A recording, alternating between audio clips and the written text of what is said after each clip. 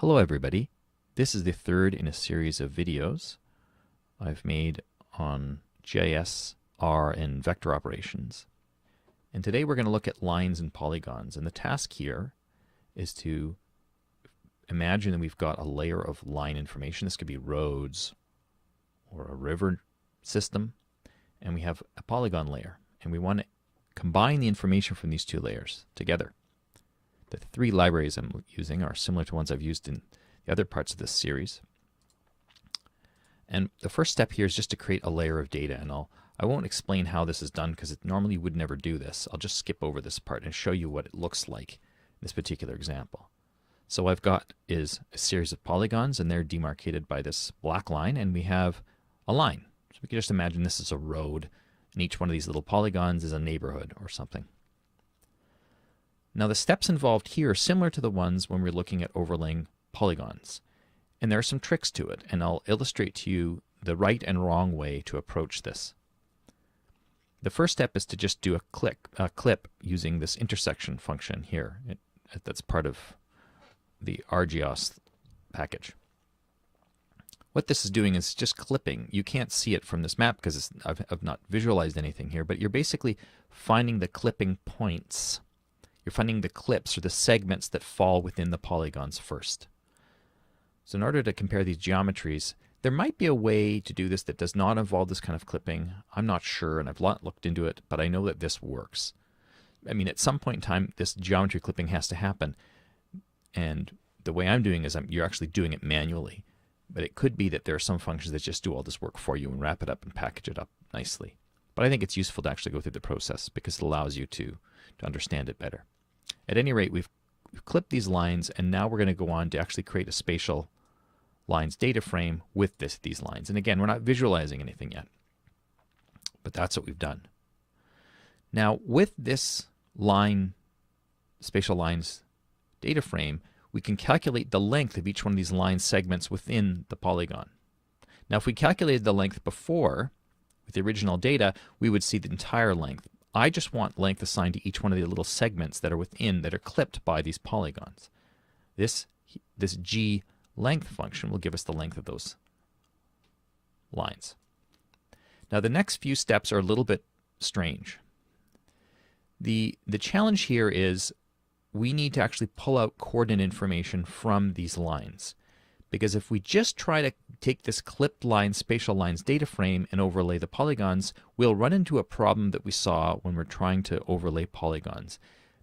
And the main thing is that because some lines border polygons, the bordering polygon, even if the line isn't actually in it, might be added to the polygon. And we want to keep them discrete. So what we're basically doing is pulling points out of the lines and using those points to actually do the overlay.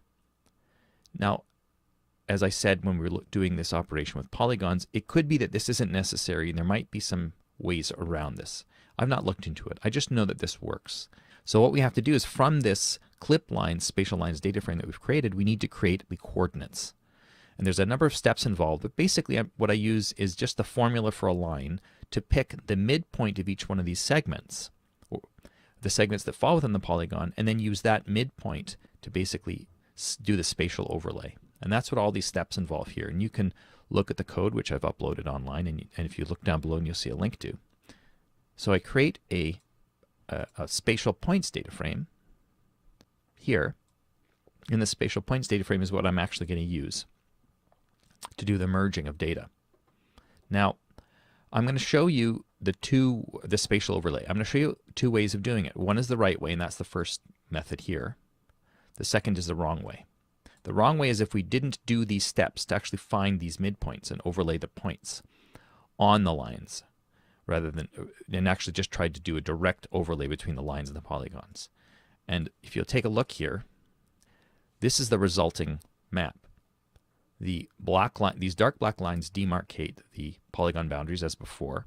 These gray lines are actually the segments, and the points are points that I've created in the steps above to identify the location, just to assign a point really anywhere on the line segment that is within the polygon. So it doesn't actually matter exactly where it is so far as it falls inside the polygon. And then what you do is do an overlay of these points into the polygon. So really what we're doing is an overlay of points into polygons again.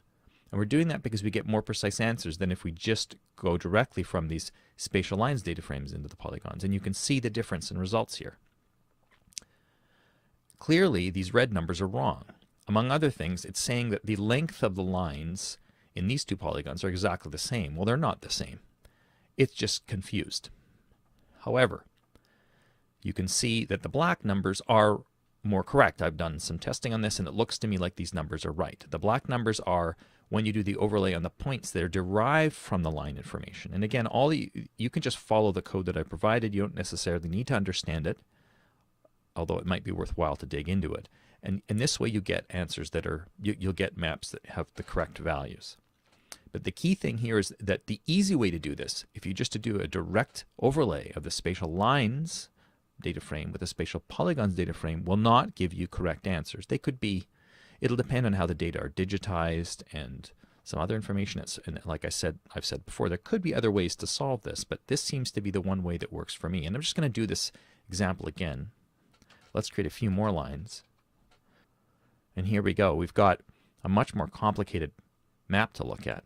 We've got lines and points everywhere, but you can see that just doing a direct overlay gives us answers that are, and almost certainly not completely correct.